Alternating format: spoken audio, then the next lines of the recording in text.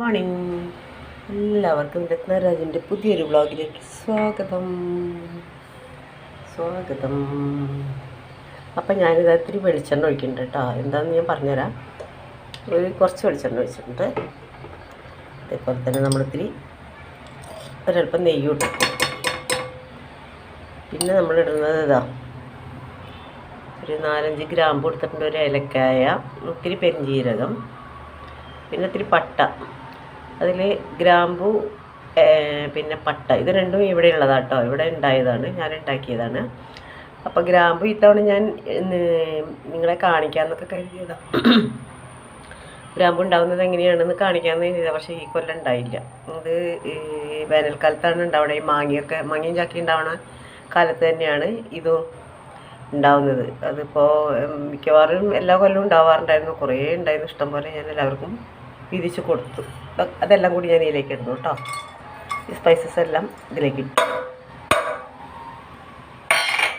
പിന്നെ ഞാനിവിടെ അരിഞ്ഞു വെച്ചത് സവാള അരിഞ്ഞു വെച്ചിട്ടുണ്ട്, ക്യാരറ്റ് ഒരു കഷ്ണം എടുത്തിട്ടുണ്ട്, ഉരുളക്കിഴങ്ങ് ചെറുതെടുത്തിട്ടുണ്ട്, ഒരു പച്ചമുളക്. കാരണം നല്ല എരിവുള്ളതാണ്, അതുകൊണ്ട് ഒരു പച്ചമുളക്. ഇവിടെ എരിവ് അടുത്ത് കൂടെ പോയാൽ തുടങ്ങും.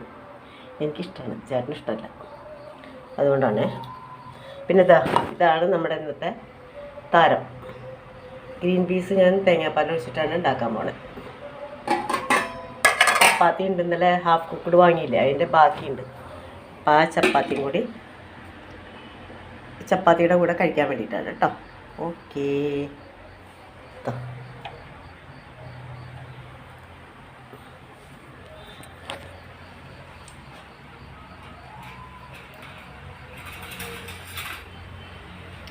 ഇതൊന്ന് മൂത്ത് വരുമ്പോൾ നിങ്ങൾക്ക് ഈ മൂക്കുന്ന സമയത്ത് നിങ്ങൾക്ക് ഇഞ്ചിയും വെളുത്തുള്ളിയും വേണമെങ്കിൽ ചതച്ചിടാം. അത് ഇടേണ്ട സമയമാണ് ഇപ്പോൾ. ആവശ്യക്കാർക്കൊക്കെ ഇടാം കേട്ടോ, ഞാൻ ഇടുന്നില്ല. എനിക്കത് ഞാൻ പറഞ്ഞത്, എനിക്ക് വെളുത്തുള്ളിയും ഇഞ്ചി കുഴപ്പമില്ല. പക്ഷേ ഇഞ്ചി ഇപ്പം ഞാൻ മറന്നുപോയതാണ്. ഇല്ലെങ്കിലും കുഴപ്പമില്ല, ഇട്ടാലും കുഴപ്പമില്ല. ഇനിയിപ്പോൾ ഇതിന് ശേഷം ഇട്ടാലും മതി. നല്ലൊരു മൂത്ത മണം വന്നു കഴിയുമ്പോൾ നമുക്ക് ഈ സംഭവങ്ങളൊക്കെ ഇടാം. ഇതൊക്കെ ഇടാം: സവാള, ക്യാരറ്റ്, ഉരുളക്കിഴങ്ങ് വെള്ളത്തിലിടാത്ത കാരണം ചെറിയൊരു ഇത് ഞാനിപ്പോൾ നന്നാക്കി വെച്ചതന്നെ ഉള്ളൂ കേട്ടോ. ഇപ്പോൾ ക്ലീൻ ചെയ്തൊക്കെ റെഡിയാക്കി വെച്ചതാണ്. ഇതിലിട്ട് കൊടുക്കുകയാണേ.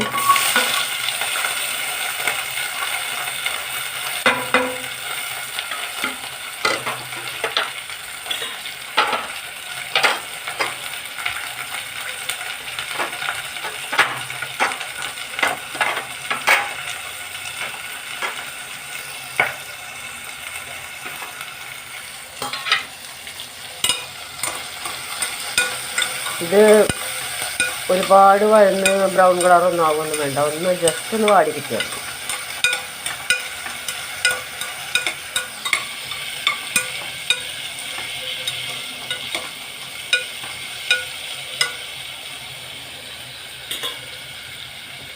ജസ്റ്റ് ഒന്ന് വാടി കിട്ടിയാൽ നമുക്ക് ഈ ഗ്രീൻ പീസ് ഇടാം. ഗ്രീൻ പീസ് ഇട്ടിട്ട് ആവശ്യത്തിനുള്ള വെള്ളം ഒഴിച്ചിട്ട് നമ്മൾ കുക്കറൊന്ന് അടച്ച് വെച്ചിട്ട് ഒരു 3-4 സ്റ്റീം. നിങ്ങൾക്ക് എങ്ങനെയാണെന്ന് അറിയില്ല, ഓരോ കുക്കറും ഒരേ മാതിരിയാണല്ലോ. അപ്പോൾ അതിനനുസരിച്ചിട്ട് എത്ര സ്റ്റീം വന്നാലാണ് വേവുകയെന്ന് വെച്ചാൽ അതേമാതിരി വേവിച്ചെടുക്കുക. അത് കഴിഞ്ഞ് നമ്മൾ തേങ്ങാപ്പാൽ പിഴിഞ്ഞെടുത്തിട്ട് അതിൽ ഒഴിക്കുക. അതല്ല തേങ്ങാപ്പാൽ ഇഷ്ടമില്ല, ഒഴിക്കണ്ട എന്നുള്ളവരാണെങ്കിൽ തേങ്ങ എടുത്തിട്ട് ഇത്തിരി പെരിഞ്ജീരകവും 2 ഗ്രാമ്പ് വേണമെങ്കിൽ മതി. അല്ലെങ്കിൽ പെരിഞ്ജീരകവും അത് മാത്രമായിട്ട് അരച്ചാലും നല്ല. വെളുത്തുള്ളി വേണമെങ്കിൽ ചേർക്കാം, ഇഞ്ചി വെളുത്തുള്ളിക്ക് അതിലും വേണമെങ്കിൽ ചേർക്കാം. എന്നിട്ട് നന്നായി അരച്ചിട്ട് ഇതിനകത്ത് അങ്ങ് ചേർത്താൽ മതി. തേങ്ങാപ്പാലിന് പകരം തേങ്ങ ചേർക്കുന്നവരാണെങ്കിൽ അങ്ങനെ ചെയ്താൽ മതി കേട്ടോ. അടിപൊളി ടേസ്റ്റ് ആയിരിക്കും. ചപ്പാത്തിക്ക്, ഇടിയപ്പത്തിന്, എല്ലാ രാവിലത്തെ പലഹാരത്തിന് കൊടുക്കാം. പത്തിരിക്കോ അല്ലെങ്കിൽ എന്താ പറയുക, വേറൊരു ഇതുണ്ടല്ലോ, വെള്ള കളറിൻ്റെ, എനിക്ക് ഓർമ്മ കിട്ടുന്നില്ല. ഇതിനൊക്കെയാണ് നിങ്ങൾ പരീക്ഷിച്ച് നോക്കുക. അപ്പോൾ അതിനൊക്കെ നമുക്ക് കഴിക്കാതെ. ഓക്കെ, ഇതെല്ലാം പോയി കഴിഞ്ഞു കേട്ടോ. സ്റ്റീമെല്ലാം പോയി കഴിഞ്ഞു. ഇനി ഞാനിത് വെന്തിട്ടുണ്ട്. ഒരു ഇതെടുത്ത് നോക്കാതെ വെന്തിട്ടുണ്ട്. ചിലത് ഒരിത്തിരി കുറവുണ്ട് വേവ് കേട്ടോ. അതെപ്പോഴും അങ്ങനെ തന്നെ ഉണ്ടാവാറ്. ഇനിയിപ്പോൾ ഞാനിതിലേക്ക് തേങ്ങാപ്പാൽ ഒഴിക്കുകയാണ്. പിന്നെ അതിൻ്റെ കൂടെ കരുവേപ്പിലയല്ല, ശ്രീലങ്കൻ മല്ലിയുടെ ഇലയാണത്. ഇലയാണ്, ശ്രീലങ്കൻ മല്ലി ഇലയാണ് ഇത്. അതാണ് ഞാനിട്ടത്.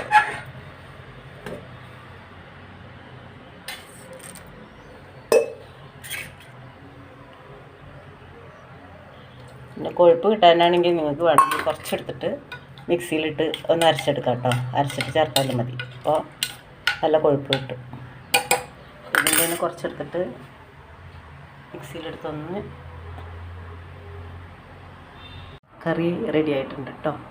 ഇതിൽ ശ്രീലങ്കൻ മല്ലിയുടെ ഇലയാണ് ഞാൻ ഇട്ടിരിക്കുന്നത്. പിന്നെ ഇനി വേണമെങ്കിൽ നിങ്ങൾക്ക് കാഷ്യൂ ചേർക്കാം. കാഷ്യൂ അരിഞ്ഞിട്ട് ചേർക്കാം, അല്ലെങ്കിൽ ഒന്ന് പതുക്കെ ചതച്ചിട്ട് ഇട്ട് കൊടുക്കാം. അപ്പോൾ നല്ല ടേസ്റ്റ് ഉണ്ടാവും. അത് കടിക്കുമ്പോൾ നല്ല ടേസ്റ്റ് ഉണ്ടാവും. പിന്നെ വെളുത്തുള്ളി ഉള്ളി ഒക്കെ ചതച്ചിട്ടുണ്ടെങ്കിൽ അതിപ്പോൾ വേറെ ടേസ്റ്റ് ആവും കേട്ടോ. അവർ ഇതേമാതിരി ഞാൻ പറയുന്ന മാതിരി ഉണ്ടാക്കിയിട്ടുണ്ടെങ്കിൽ അടിപൊളി ടേസ്റ്റാണ്. ഇനി ഞാൻ ചപ്പാത്തി ഉണ്ടാക്കാനാണ് പറഞ്ഞത്. ചപ്പാത്തി ഉണ്ടാക്കാം നമുക്ക്.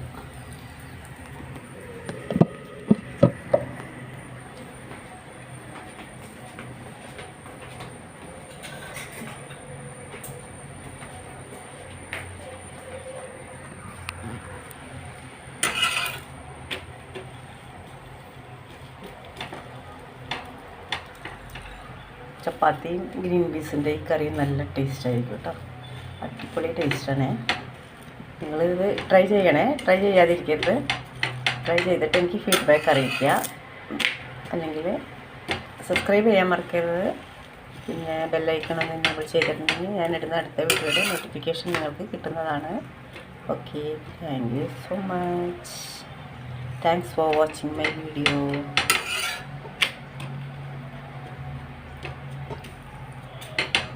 ഇതൊന്നും ഇങ്ങനെ ആക്കുമ്പോൾ പൊങ്ങി വരും.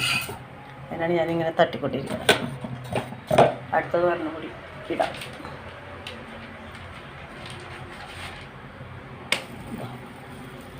ചപ്പാത്തി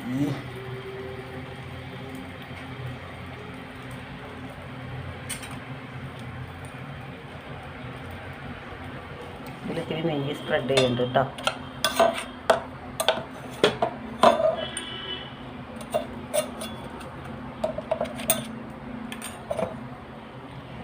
ഒരു ടേസ്റ്റ് വേറെയാണ് നെയ്യാക്കുമ്പോൾ.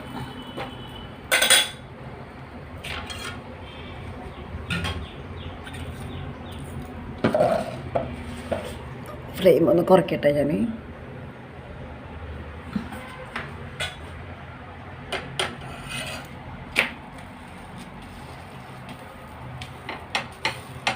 അതെ കഴിക്കാൻ നോക്കുമ്പോൾ കാടില്ല.